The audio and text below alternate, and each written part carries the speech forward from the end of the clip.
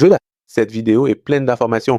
Alors soit tu ne la regardes pas, soit tu la regardes jusqu'au bout. Par Dieu, les gens de chez nous apprennent tout de façon tellement scientifique que moi, en tant qu'enseignant, je suis fatigué. Le curcuma, c'est bien? Oui, c'est excellent. Il faut toujours en consommer, mais il y a aussi des dangers que vous devez connaître. À tel point que, pour certains, cela peut même agir comme un poison. Après les graines de lin et l'herbe de blé, le curcuma se classe comme le troisième complément alimentaire à base de plantes le plus vendu au monde, avec un total d'environ 12 millions de dollars américains de ventes par an et une croissance annuelle d'environ 20%. La curcumine est un composé phytochimique végétal entièrement naturel extrait de la racine de curcuma, et elle est généralement et largement utilisée en tant qu'additif alimentaire. Il a un arôme doux et une couleur jaune caractéristique, et il est probablement sans effet secondaire. Cependant, il ne faut pas simplement croire que parce qu'une chose est naturelle, cela signifie qu'elle est sans aucun danger. En effet, il existe de nombreux autres éléments qui sont tout aussi naturels. Le cyanure est naturel, le plomb, le mercure et le plutonium aussi sont naturels. Donc, il ne faut pas penser que les plantes ne sont pas dangereuses. Il est important de ne jamais oublier que le philosophe Socrate a aussi été tragiquement empoisonné par la plante de ciguë.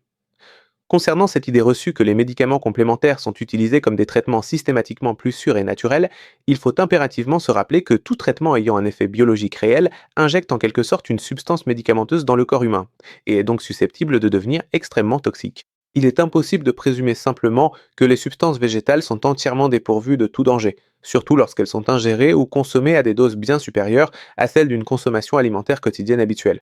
Dans le régime alimentaire traditionnel indien, il est tout à fait possible de consommer régulièrement jusqu'à une cuillère à café de curcuma par jour, ce qui équivaut approximativement à une quantité substantielle et précise de racines de curcuma fraîches. Cependant, lorsque nous prenons le temps d'examiner de manière approfondie les diverses études scientifiques publiées à ce sujet, il apparaît que les doses précises de curcuma utilisées dans le cadre de ces recherches varient considérablement, allant de moins de 0,16 cuillères à café jusqu'à 2 cuillères à soupe consommées quotidiennement, sur une période s'étendant régulièrement sur plus d'un mois complet. Même si tu combines les compléments de curcumine avec du poivre noir, ce qui en augmente l'absorption de 2000%, cela peut revenir à consommer l'équivalent de 29 tasses de curcuma par jour. Une telle quantité de substance peut augmenter la concentration dans le sang à un niveau critique, où des dommages cellulaires à l'ADN peuvent survenir. Du moins, cela a été prouvé dans des études en laboratoire. Donc, le fait de consommer régulièrement du curcuma dans les aliments est plus recommandé et bénéfique que de prendre des suppléments concentrés de curcumine, surtout pendant la période de la grossesse, afin de ne pas risquer de nuire au développement du fœtus. Le seul cas récemment mentionné dans les études comme contre-indication à la consommation de curcuma est la stimulation de douleurs de la vésicule biliaire chez les personnes ayant des calculs biliaires. Cependant, en réalité concrète, la curcumine peut contribuer activement à protéger la fonction hépatique et à prévenir les calculs biliaires, car elle provoque la contraction de la vésicule biliaire et empêche ainsi la bile de s'y accumuler et d'y stagner. Une étude dans laquelle une petite quantité de curcumine, équivalente à environ un quart de cuillère à café de curcuma, a été administrée aux participants, a montré que leur vésicule biliaire s'est contractée d'environ 29% en réponse. Mais lorsqu'ils ont augmenté la dose, il a fallu environ 40 mg pour provoquer une contraction de 50%, ce qui correspond à peu près à un tiers de cuillère à café de curcuma par jour.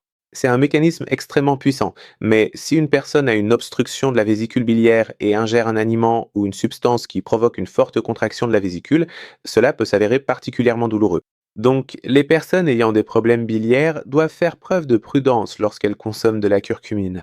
Pour les autres, cette étude montre que la curcumine peut aider à vider la vésicule biliaire, réduire le risque de formation de calculs biliaires et peut-être même prévenir le cancer de la vésicule biliaire. L'une des personnes pour qui j'ai beaucoup d'admiration est le docteur Gregor, qui est un spécialiste de la nutrition végétale.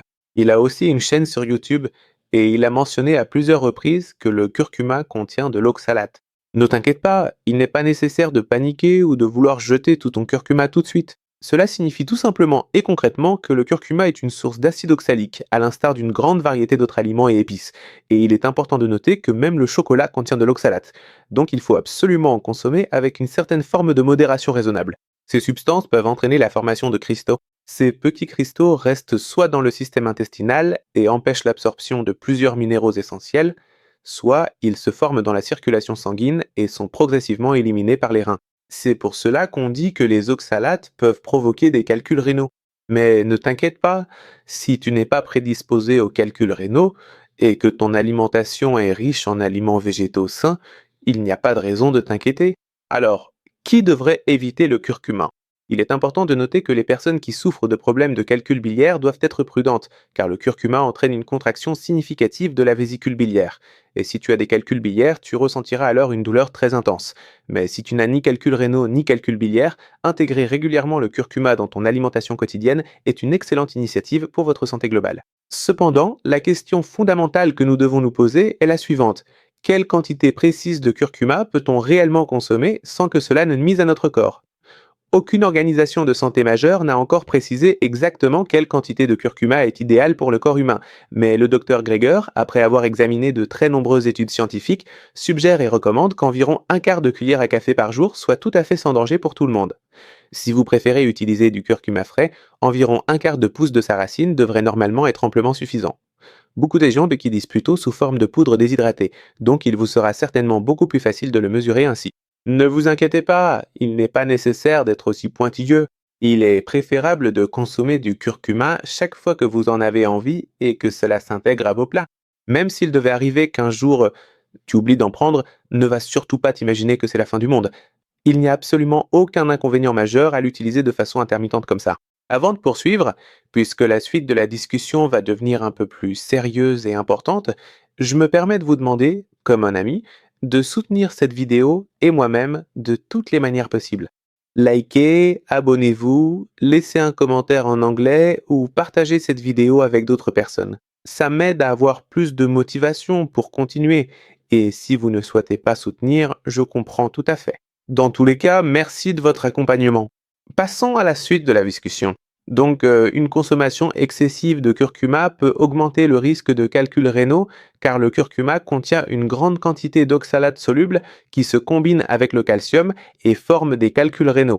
Par conséquent, les individus qui sont particulièrement sujets aux calculs rénaux ne devraient pas consommer de manière excessive de curcuma et doivent veiller à restreindre rigoureusement le rapport en oxalate alimentaire à un seuil de moins de 40 à 50 mg par jour. C'est-à-dire qu'elles ne devraient pas consommer plus d'une cuillère à café de curcuma par jour. Par exemple, les personnes atteintes de la goutte sont prédisposées aux calculs rénaux, et si leur médecin souhaite leur prescrire une dose élevée de curcuma pour l'inflammation liée à la goutte, il est préférable d'utiliser des compléments de curcumine.